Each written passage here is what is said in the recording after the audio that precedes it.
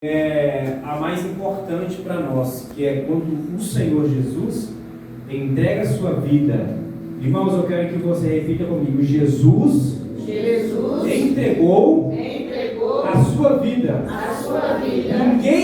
Ninguém a tomou. Ele a entregou. Entendido, irmãos? Ninguém tomou de Jesus, ninguém matou Jesus. Jesus, ele se entregou. Jesus, ele sabia que essa hora ia chegar, que ele seria morto como um cordeiro. Por quê? A morte de Jesus não foi sem propósito. A morte de Jesus não foi de qualquer maneira.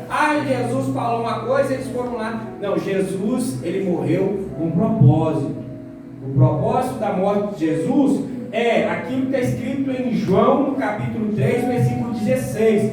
Porque Deus amou o mundo de tal maneira que deu o seu único Filho, para que todo aquele que nele crê não pereça, mas tenha vida eterna. Então esse é o propósito da morte de Jesus, para que todo aquele que nele crê não pereça. Por que perecer, irmãos? Porque os nossos pecados foram apagados em Cristo Jesus. E se nós não cremos em Cristo, se nós não cremos naquele que pagou o preço dos nossos pecados, das nossas culpas, nós vamos perecer. Amém? Nós ficamos como aquele que alguém que deve a justiça, um foragido. Mas em Cristo Jesus nós encontramos descanso, nós temos a nossa consciência purificada, nós temos as nossas vestes lavadas. Em Jesus, irmãos, e isso é espiritual, é algo espiritual. E nós precisamos disso. E um dia isso vai ficar muito claro para todos. Que dia? No dia que todos estiverem diante do juízo final. Mas vamos lá. A palavra nos fala que desde a hora sexta até a hora nona houve trevas sobre toda a terra. Preste atenção. A hora sexta é ao meio-dia. Conta comigo. 6 horas da manhã, que o dia começa a clarear. 6, 7, 8, 9, 10, 11, 12. 12 horas. Meio-dia. Então, quando deu meio-dia, o sol está no seu ápice, o que aconteceu? Escureceu tudo, houve trevas. E o que me chama a atenção é que, no dia da morte de Jesus, aquele que se dizia, segundo os outros, Filho de Deus, para nós temos certeza e convicção, mas os outros ele dizia para todos que ele era o enviado, né? E muitos creram. No dia da sua morte, houve trevas sobre toda a terra, ao meio-dia. E a palavra fala que até a hora nona. Qual é a hora nona? Continua contando. Se até meio-dia é 3 horas da tarde, né? Você contar 12, 13, 14, 15. 13 horas, às 15 horas da tarde, 3 horas da tarde. Então até 3 horas da tarde houve trevas sobre a face da terra. Logo no dia que ele morre, né? E o que me chama a atenção é que, mesmo diante disso, alguns diziam, quando Jesus clama, ele chama por Elias, e logo um deles correu buscar, tal. Aí no 49, os outros podem dizer, vejamos se Elias vem salvá-lo. A terra em plena escuridão, em trevas, e as pessoas ainda brincando, zombando. Aquilo era momento de zombar, não era momento de refletir. E o que eu quero dizer com isso, irmãos? Tanta coisa acontece, até mesmo nos nossos dias atuais. Muitas coisas sinalizando que algo está acontecendo. Deus dando sinais claros de que o tempo está se findando. Nós vemos tantas coisas acontecendo pertinho de nós. Nós estamos vivendo o ápice da tecnologia. Nós estamos ouvindo falar que robôs estão prestes a tomar o emprego dos seres, dos homens. Nós estamos vendo que muita coisa vai mudar daqui para frente. Muita coisa, ou para o bem ou para o mal. Guerras, tantas situações. O mundo se armando. O mundo se preparando. Os grandes bilionários da terra estão criando bunkers. Por quê? Será? Estão se preparando para quê? Aí você vai ver que a Bíblia fala que os ricos, os poderosos da terra diziam aos montes que caiam sobre nós, estão se escondendo debaixo da terra, estão criando banco. Será por quê? Será que estão desconfiando de alguma coisa que nós não estamos? Eu estou, e você? Você já está sabendo. Mas então, o mundo, muitos estão desapercebidos e não estão enxergando que Jesus está chamando gente. Estamos vivendo momentos cruciais e as pessoas precisam se aproximar de Deus. Fico feliz de você ter deixado o teu lar, entrar dentro de uma igreja para ouvir a palavra de Deus, para fortalecer o teu espiritual, para fortalecer a tua comunhão com Deus, para ouvir o que Deus tem para a tua vida. Porque muitos hoje estão ouvindo, né? Um tempo atrás eu ia falar o que o Faustão está falando, o que o Faustão está querendo ensinar para eles, né? Hoje eu nem sei o que é, como é que está a televisão aberta, eu nem acompanho, irmãos. Mas muitos estão ouvindo isso, mas não. Nós estamos aqui hoje ouvindo a palavra, essa palavra que Jesus falou e que está a se cumprir. Houve trevas, por quê? Eu perguntei a Deus, por que trevas? De meio-dia até as 9. A questão é a seguinte, por que trevas? O que é trevas? Ausência total de luz. Ausência total de luz. Eu posso dizer por dois motivos. Um sinal bem claro de que aquilo que estava acontecendo não era algo comum. Houve-se trevas e também a palavra de Jesus, o próprio Jesus disse que aquele momento, né, era o momento das trevas. O poder era o momento do poder das trevas. Quando Jesus mesmo estava sendo preso, ele falou assim: olha, estive há tanto tempo com vocês e ninguém pôs a mão em mim, mas esse é o momento de se cumprir, esse é o momento do poder das trevas. Então, espiritualmente, as trevas estavam ali com toda a sua força, porque o Filho de Deus estava crucificado. Desde quando colocaram a mão em Jesus, que Satanás entra no coração de Judas, porque, mas pastor, por que Satanás usa Pedro para falar com Jesus para não ir à cruz e usa Judas para fazer Jesus ir até a cruz?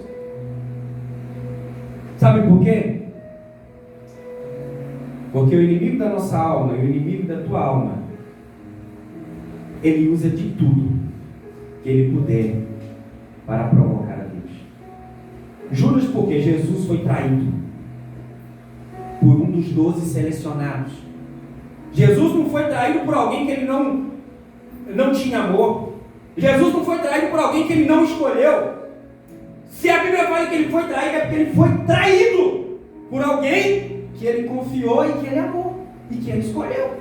Jesus escolheu Judas para ser o Judas. Jesus escolheu para ser os 12 discípulos. Judas curou, Judas expulsou demônio, Judas ouviu a palavra e Judas até acreditou de forma errada e não se converteu como devia. Porque quando Judas entrega Jesus, ele entrega tentando tirar proveito, e a palavra vai dizer que ele não esperava que Jesus seria condenado, porque quando ele viu que ele foi condenado, ele devolve as moedas, fala assim: trair sangue inocente. Ele mesmo fala: trair sangue inocente. Ou seja, ele foi condenado, e culpa minha. Eu brinquei com o que não devia brincar, não teve temor com as coisas sagradas, não devia ter feito isso. Se arrepende, só se arrepende, mas não procura uma verdadeira conversão. Então Jesus, ele sentiu aquilo. Quando Judas o beija, ele fala: com medo, trai o filho do homem. Amigo, por que vens? Né? Morrer, Jesus ia morrer de qualquer jeito, porque ele veio para isso. Jesus mesmo falou: o filho do homem vai conforme está escrito, mas vai daquele pela qual ele é traído. Então Satanás usa Judas para tentar provocar Filho do Homem e usa de Pedro da mesma maneira para que Jesus não fosse, ou seja, não, se você fosse, olha como é que vão ficar os seus discípulos, olha aí, Senhor, tenha dó de ti, falou para trás de mim, Satanás, não vou cair nesse sentimentalismo, eu preciso ir, eu preciso cumprir o meu chamado, eu preciso cumprir a minha missão. Então não é uma contradição, mas a estratégia de Satanás, ele age da maneira para te confundir de todas as formas que ele puder te usar alguém, ou seja o que for. Então nós precisamos estar atentos aos artes do inimigo. Entendeu? Diga amém? Amém. É assim. E nós então entendemos que aquele é o momento das trevas. E aonde está escrito isso, irmãos? Quando você pega Lucas, Lucas 22, versículo 53,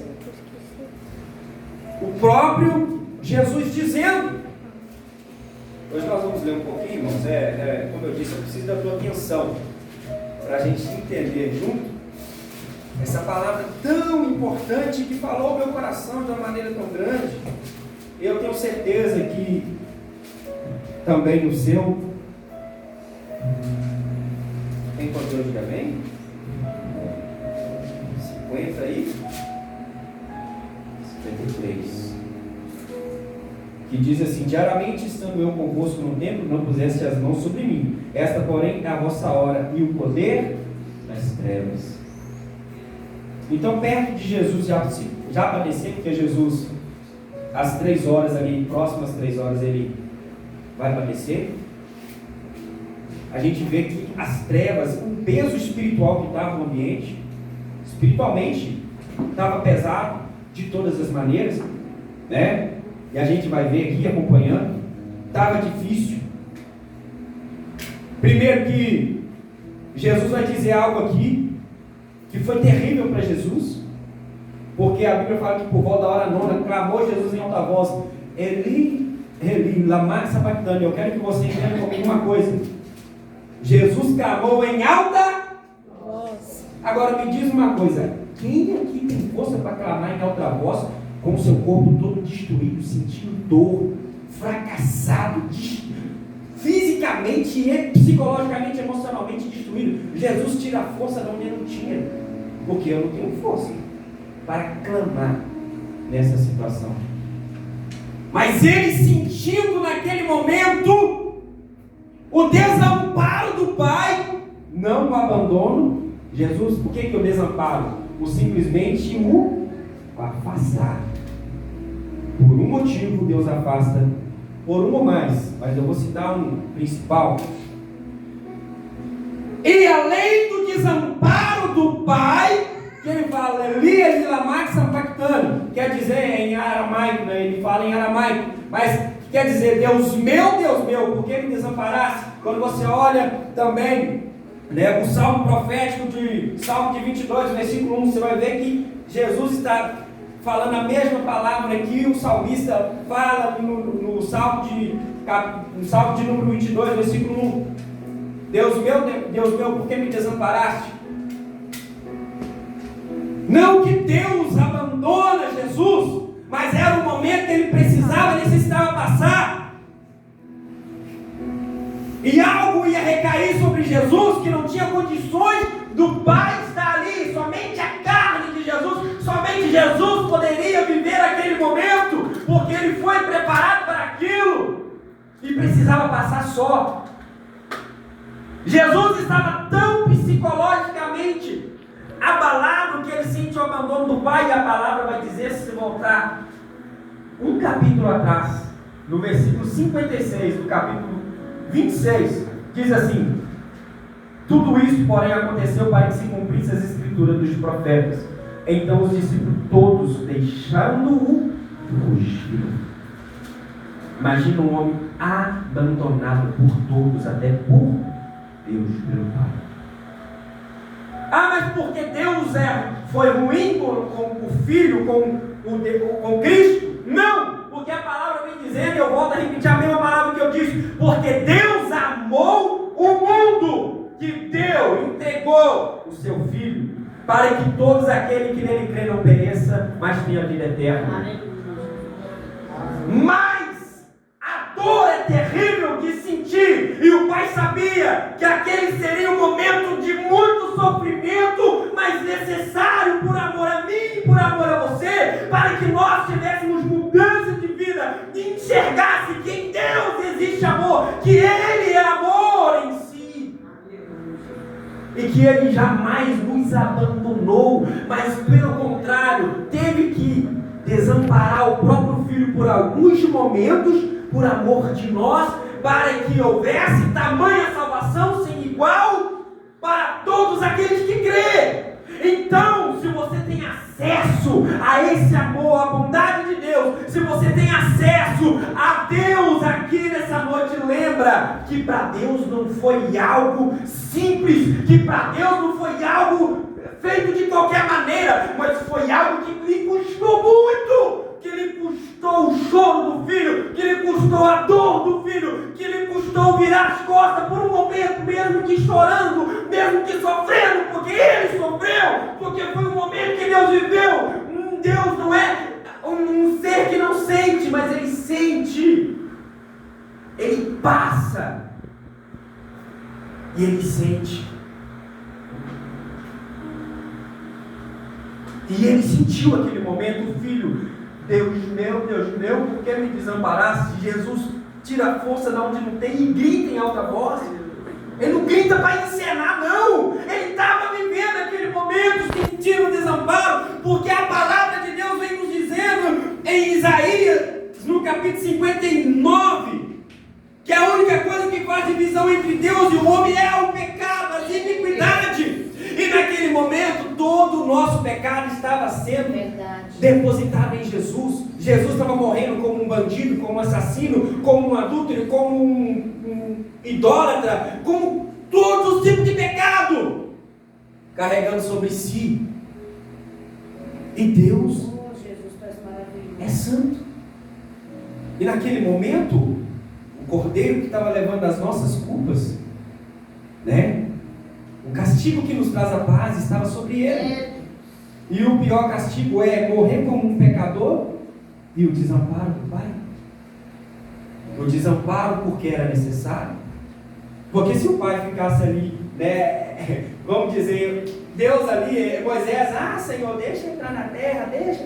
Deus não basta, não vamos falar nesse assunto não, porque senão daqui a pouco, né, às vezes Deus vai até mudar de ideia. Então vai, Moisés, entra, né? Não pode, basta, chega, não vamos conversar mais sobre isso. Agora imagina a súplica do filho: Deus meu, por que me desamparaste? Pai, se for possível, passa de mim este cálice, mas todavia não seja feita a minha vontade, mas a tua. Irmão, Jesus não encenou. Foi difícil, foi doloroso, foi sofrido. Eu não estou aqui para falar que Jesus é um coitado. Não, Jesus foi um herói, Jesus foi forte, foi o homem mais forte que já pisou nessa terra, e o homem que mais amou e mais cuidou e ainda cuida.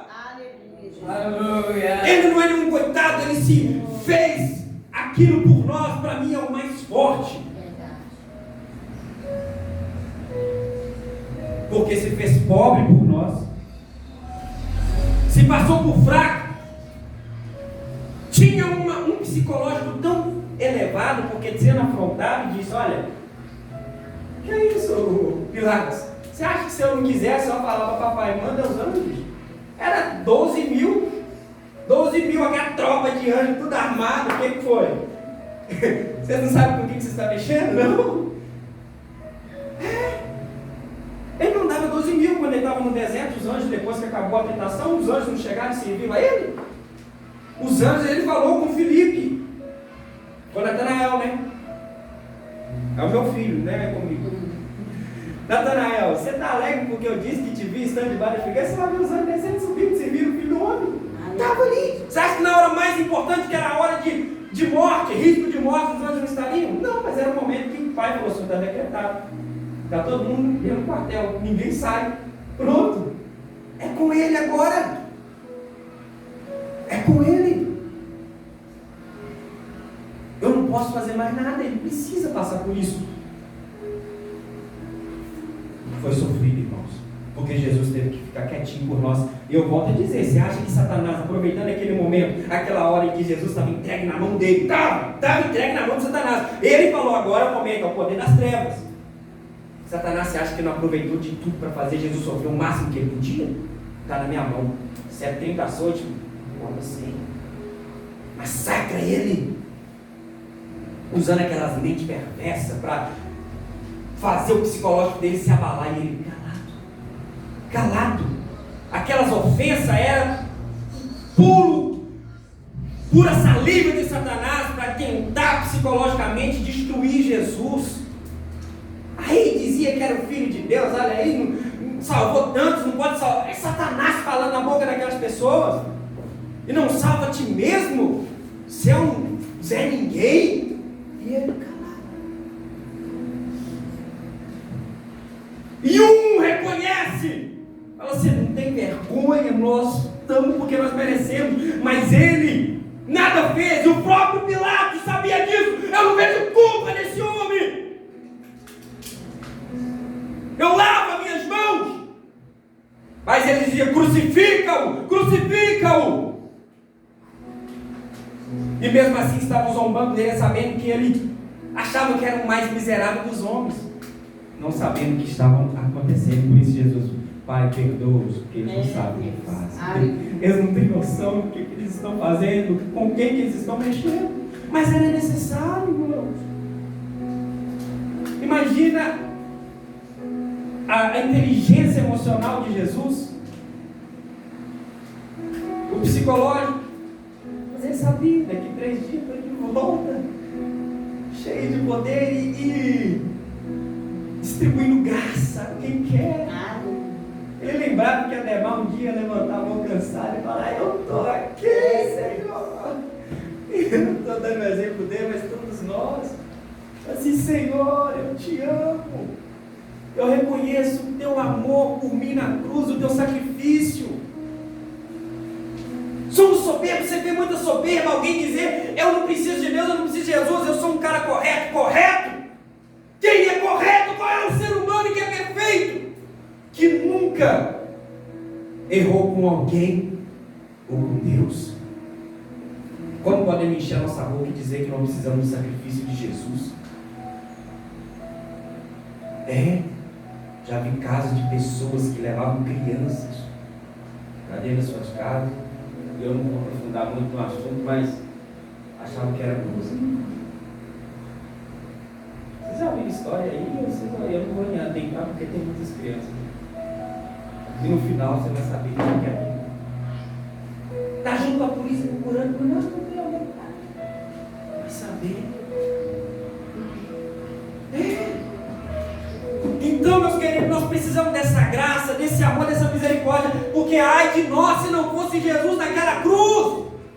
Ele nos deu a oportunidade de viver uma vida totalmente diferente, de enxergar a verdade, de poder confrontar a nós mesmos e ver o quão miseráveis nós somos, o quão miserável nós vivemos, e precisamos dele, de comer, de nos alimentar dele. Para termos uma mudança de vida, para sermos um ser humano novo, regenerado, gerado pelo Espírito Santo. E quão bom é ter essa oportunidade de viver uma novidade. A novidade, muitas das vezes, ela nos assusta, né? Você já viu aquele negócio? Ainda mais de serviço, né? Vai mudar uns trem aí, todo mundo, né? Esse trem não vai funcionar, esse trem não vai ser bom, esse trem é isso e aquilo. Aí daqui a pouco tá todo mundo vivendo aqui, fala assim, não é que o negócio ficou melhor e tal. Mas no começo todo mundo faz aquilo lá, mudança de vida. Nós precisamos viver.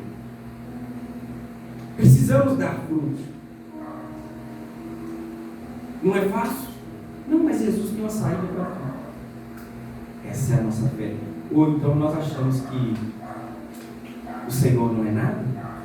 Não tem poder de mudar a nossa situação? Tem. Pode passar o tempo que for, mas se você tem fé, Deus muda a sua situação. Deus muda a minha história, Deus muda a tua história. Porque Ele não é qualquer um. E Ele verdadeiramente nos ama. E quem ama, cuida. Se Deus deu tudo que Ele tinha por nós, o que mais Ele não vai fazer por mim e por você? Você já entendeu isso? O apóstolo fala, o apóstolo Paulo. Aquele que deu nem o seu próprio filho poupou. Você está entendendo? Aleluia. Mas eu vejo Deus um Deus forte. Um Deus que não foge das situações. Um Deus que enfrenta. E muitas das vezes nós precisamos olhar para esse Deus e enfrentar a vida. Como disse Jesus, no mundo tereis aflições, mas tende bom ânimo, porque eu venci o mundo. Você vai romper essa batalha, você vai romper essa barreira. Porque o seu Deus, a qual você serve e aprendeu com Ele, é um Deus forte que não fugiu da cruz, não fugiu dos problemas, não fugiu daquilo que nós estamos vivendo, chamou a responsabilidade para si e falou: eu vou doar a minha vida por eles, porque eu os amo. Eu vou recuperar a humanidade, eu vou recuperar todos aqueles que acreditarem, vou dar uma oportunidade para viver o diferente, porque a Bíblia, quando você volta lá em Gênesis, a Bíblia fala que o homem desde pequeno só pensava maldade, desde pequeno, desde menino. E a Bíblia fala que o Espírito de Deus contendia com os homens, era uma batalha. Mas Deus trouxe restauração. Glória a Deus, aleluia. E Jesus disse, né? Deus meu, por que me desamparaste? Mas como eu disse, era um momento duro, pesado. Mas Deus fez tudo porque o seu amor é um amor que não se explica. Por isso que João disse, traduzindo as palavras de Jesus, porque Deus amou o mundo de tal maneira. Eu olho para esse de tal maneira e vejo alguém que quer dizer, eu não consigo explicar. Não é um amor qualquer, é um amor inexplicável. Inexplicável. Olha por que Jesus passou, meus queridos. Jesus, ele carregou sua cruz, mas as pessoas, os soldados, constrangeram um certo Simão, Sirineu, que voltando do serviço, voltando do campo, falava assim: ó, carrega a cruz dele. Porque Jesus estava moído, Jesus estava destruído, Jesus estava já quase morrendo de tanto que apanhou. Não estou fazendo isso para você achar Jesus coitado, só quero dizer que o sofrimento de Jesus não foi qualquer sofrimento. Constrangeiro, a Bíblia ela nos relata, irmãos, são detalhes impressionantes. São detalhes impressionantes. Se pudesse inventar, falaria, mas ele mesmo assim, Deus o sustentou, um anjo segurou de um lado, o outro segurou de outro, e foi ajudando ele a carregar a cruz. Não, falar assim, ó, constrangeiro, o homem estava voltando do canto, falou assim, leva a cruz dele. E não falaram por quê, que é porque Jesus já estava destruído, mas a gente interpreta, a gente sabe por que tiveram que carregar a cruz de Jesus. Porque Jesus já não aguentava mais. Porque o seu corpo era de ser humano igual nós, sentindo dor, fraqueza, dificuldade. Jesus já estava ali pingando sangue, todo destruído, dilacerado. Essa é a realidade. Então ele te amou de verdade, ele me amou de verdade. E se ele nos amou ali naquele momento que ele estava mais sofrendo por nós, agora podemos fazer tudo por nós, o que mais ele não vai fazer? O problema que tu enfrenta, o problema que eu enfrento, a dificuldade que nós enfrentamos, meus irmãos, nós temos que entender que Deus, ele deu tudo por nós, que ele cuida, que ele ama, que ele zela, que ele não abandona, que ele não nos deixa só. Que se está passando por um momento difícil, ele está junto com você, meu querido. Ele está junto com você, meu irmão, minha irmã. Você que está aqui nesta noite, entenda isso, e você vai viver aquilo que você ainda não viveu espiritualmente, mentalmente. Em toda a sua vida você vai vivenciar algo poderoso na tua vida, quando você consegue enxergar o grande amor de Deus, a grande presença dele junto com você na tua caminhada. Quando você enxerga isso, você sabe que você é bem cuidado, você sabe que você está bem alicerçado, qualquer coisa, porque você sabe que aquele que cuida de você já deu tudo que tinha por você e não vai falhar. Ele não falha, ele não abandona, ele não deixa, porque a Bíblia vem relatando que nós podemos ser infiel, mas ele permanece fiel.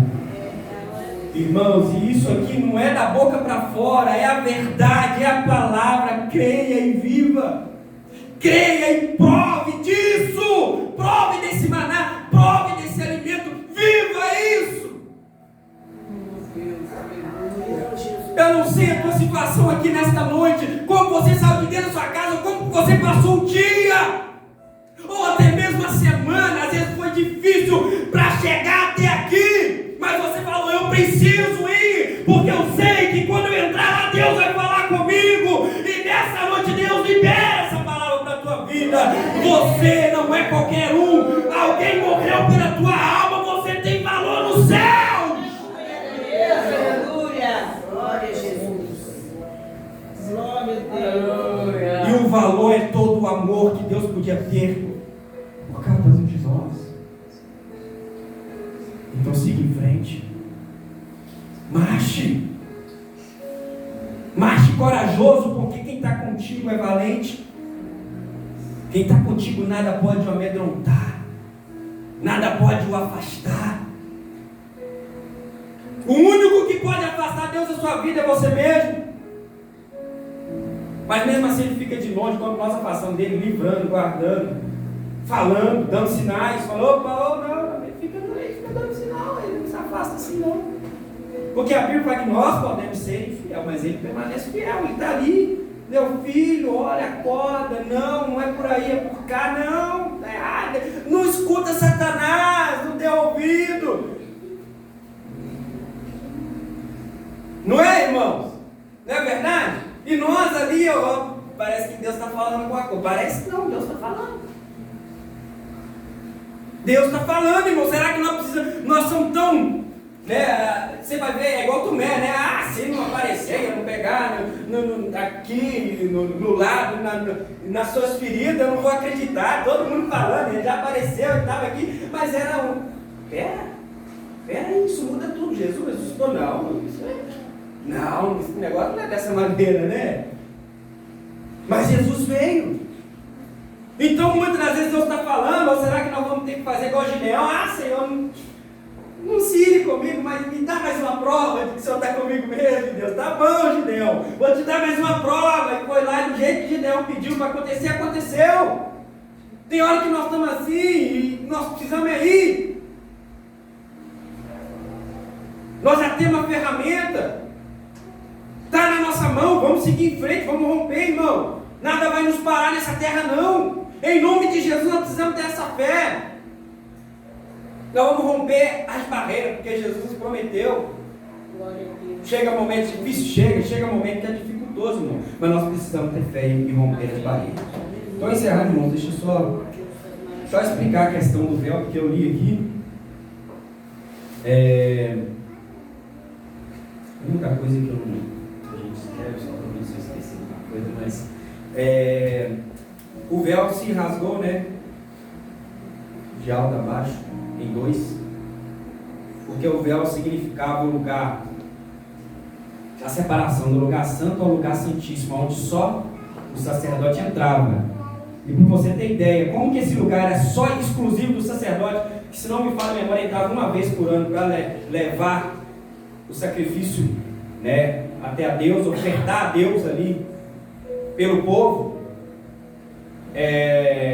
Isso é estudando, na teologia e na história dos judeus de Israel, fala que o sacerdote, quando entrava lá, eles amarravam em uma corda no pé dele, porque se ele morresse, eles puxavam, porque ninguém podia entrar naquele lugar, só o sumo sacerdote.